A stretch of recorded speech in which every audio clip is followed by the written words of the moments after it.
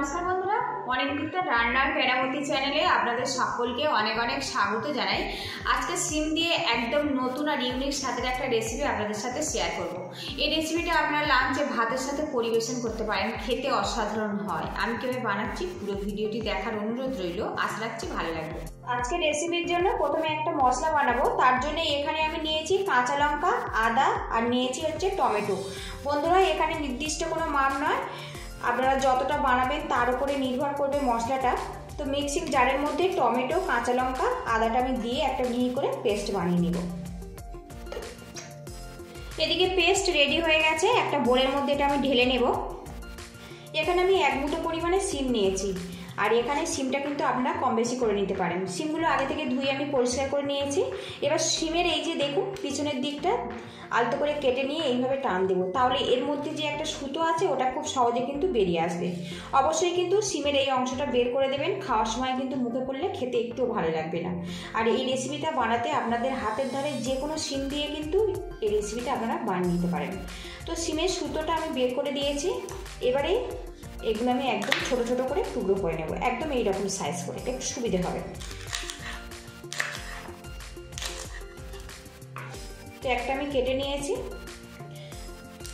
তো বন্ধুরা, সুতোটা কিন্তু খুব সহজেই বেরিয়ে যাবে, অল্প করে এইভাবে কেটে নিতে হবে, তারপরে এইভাবে টান দিতে হবে। আবার এই দিকটা এইভাবে কেটে নেব, মানে দুটো দিক দিয়ে এইভাবে কেটে নিতে হবে। এইভাবে সিমটা আমি কেটে নেব ছোট ছোট করে। তো বন্ধুরা, সিমগুলো একদম ছোট ছোট করে টুকরো করে নিয়েছি। আর এখানে আমি একটা মিক্সিং জার রেখেছি, এই জারের মধ্যে সিমের টুকরোগুলো নিয়ে নেব। এবারে এর মধ্যে দিয়ে দেব ধনেপাতা, এবারে এর মধ্যে দিয়ে দেব আদা টুকরো, দিয়ে দেব কাঁচা লঙ্কা। এগুলো কিন্তু সিমের পরিমাণ অনুযায়ী মশলাটা দিতে হবে। এবারে এর মধ্যে দিয়ে দেবো 3 চামচ পরিমাণে বেসন। বেসনের পরিমাণটা একটু কম রাখবেন বন্ধুরা, তাহলে কিন্তু যখন রেডি হয়ে যাবে খেতে ভালো লাগবে। বেসনের পরিমাণটা বেশি হয়ে গেলে বেসন বেসন গন্ধ লাগবে, খেতে অত ভালো লাগবে না। এবারে এর মধ্যে দিয়ে দেবো স্বাদ মতো লবণ। এবারে এর মধ্যে সামান্য পরিমাণে জল দিয়ে দেব। সিমের মধ্যে যেহেতু জল আছে, জলের পরিমাণটা একটু কম রাখতে হবে। এবার এটা ঢাকনা দিয়ে মিহি করে একটা পেস্ট বানিয়ে নেব। এদিকে দেখুন, সিম আর বেসনটা দিয়ে কিন্তু একদম সুন্দর করে পেস্ট করে নিয়েছি, আর এইভাবে কিন্তু মিহি করে পেস্ট বানিয়ে নিতে হবে। এদিকে আমি প্যানটা গরম করে নিয়েছি, আর এর মধ্যে দিয়ে দেবো 1 চামচ পরিমাণে সর্ষের তেল। এবারে এর মধ্যে দিয়ে দেবো 1/2 চামচ কালো জিরে। কালো জিরেটা কিন্তু বেশ ফোড়ন হয়ে গেছে। এবারে এর মধ্যে দিয়ে দেবো সিমের পেস্ট।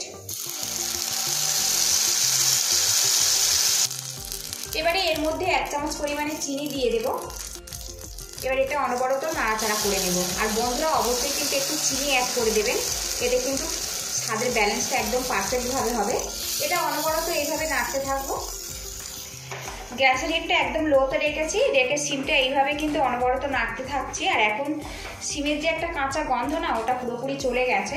আরও কিছুটা আমি শুকিয়ে নেব যতক্ষণ না প্যান থেকে ছেড়ে আসবে। আর এইটা যাওয়ার পরে কিন্তু এইভাবে অনবরত নাড়তে হবে। একটু খেয়াল রাখতে হবে যেন তলাতে না লেগে যায়, তাহলে কিন্তু একদম বাজে ফ্লেভার চলে আসবে, খেতে ভালো লাগবে না। তো দেখুন, অনবরত নাড়াচাড়া করে নিয়েছি। আর এখন দেখুন প্যান থেকে কিন্তু বেশ ছেড়ে উঠে আসছে। এই অবস্থাতে গ্যাসের হিটটা বন্ধ করে দেব আমি। এখানে আমি একটা থালা রেখেছি, আর এর পিছনটা উল্টে সামান্য তেল লাগিয়ে রেখেছি। এবারে এটা আমি এইভাবে থালার পিছনে ছড়িয়ে দেব ঠান্ডা করে নেওয়ার জন্য। এবার এই সিমের মিশ্রণটা আমি থালার পিছনে সমানভাবে ছড়িয়ে দেব। খুব বেশি কিন্তু মোটা করার দরকার নেই, একটু পাতলার উপরে রাখবেন, তাহলে কিন্তু রেসিপিটা খেতে অনেক বেশি ভালো লাগবে। একদম এইভাবে সমান করে নেব। এদিকে দেখুন, সিম আর বেসনের মিশ্রণটা আমি একটা থালার পিছনে কিন্তু একদম সমান আর চৌকো শেপ দিয়ে রেখে দিয়েছি, দিয়ে এটা আমি পুরোপুরি ঠান্ডা করে নেব। এদিকে দেখুন, সিমের মিশ্রণটা কিন্তু বেশ ভালো মতো ঠান্ডা হয়ে গেছে। আর এখানে আমি ছুরি নিয়েছি, ছুরি দিয়ে ছোট ছোট করে চৌকো করে কেটে নেব। আপনারা কিন্তু যেমন ইচ্ছে এটা শেপ দিয়ে কেটে নিতে পারেন এইভাবে। আর বন্ধুরা, এই রেসিপিটার নাম দিয়েছি সিমের ধোকা। একটু বড় সাইজ করে আমি কেটে নেব এইভাবে।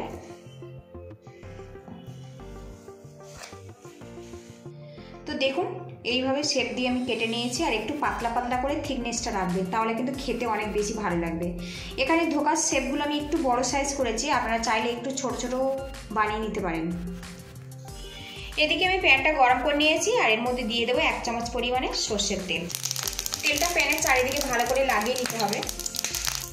এবারে এর মধ্যে ধোকাগুলো দিয়ে দেব।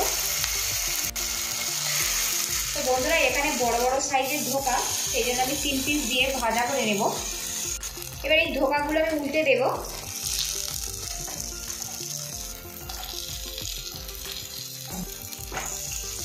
উল্টে পাল্টে এগুলো আমি ফ্রাই করে নেব। এই 3 পিস সিমের ধোকা কিন্তু পুরোপুরি ভাজা কমপ্লিট হয়ে গেছে। এবার এটা আমি তুলে নেব। বাকি 3টে আমি এইভাবে ভেজে নেব।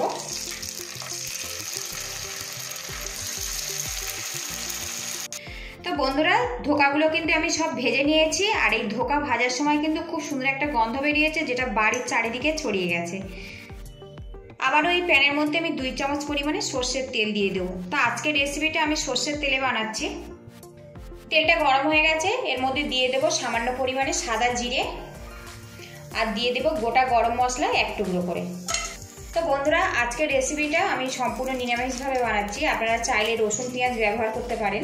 এদিকে দেখুন গরম মশলার জিরেটা কিন্তু সুন্দরভাবে ফোড়ন হয়ে গেছে, চারিদিকে খুব সুন্দর একটা গন্ধ বেরিয়েছে। এবারে প্রথমে যে পেস্ট আমি বানিয়েছিলাম সেটা এর মধ্যে আমি দিয়ে দেব। টমেটো, আদা, কাঁচা লঙ্কাটা আমি ভাজা ভাজা করে নিব।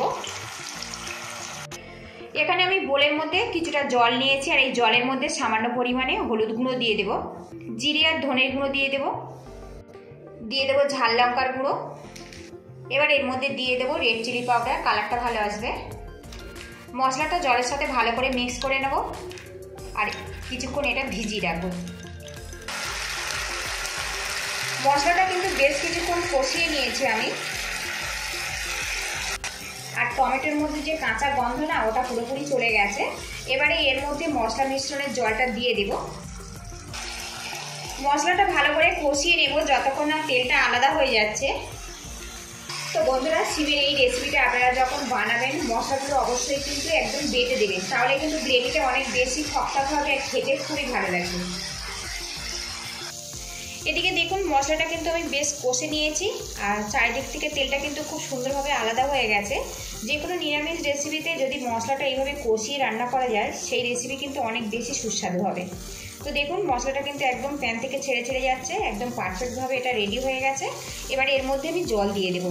তো এই রেসিপিটা কিন্তু আমি খুব বেশি পাতলা করব না, একটু গ্রেভির ওপরে রাখবো। আর আপনারা কতটা গ্রেভি পছন্দ করেন সেই মতো জলটা দিয়ে দেবেন। এই গ্রেভির মধ্যে আমি কয়েক দানা চিনি দিয়ে দেব। সিমের মধ্যে যেহেতু আমি চিনিটা দিয়েছিলাম, সেই জন্য এখানে পরিমাণ একটু কম রাখলাম। দিয়ে দেবো স্বাদ মতো লবণ। নুন আর চিনিটা গ্রেভির সাথে ভালো করে মিক্স করে নেব। আর গ্রেভিটা কিন্তু একদম ফুটিয়ে একদম রেডি করে নিতে হবে। আর বন্ধুরা দেখুন গ্রেভিটা কিন্তু একদম ফুটে রেডি হয়ে গেছে, ওপর থেকে কিন্তু তেলটা ভাসতে শুরু করেছে।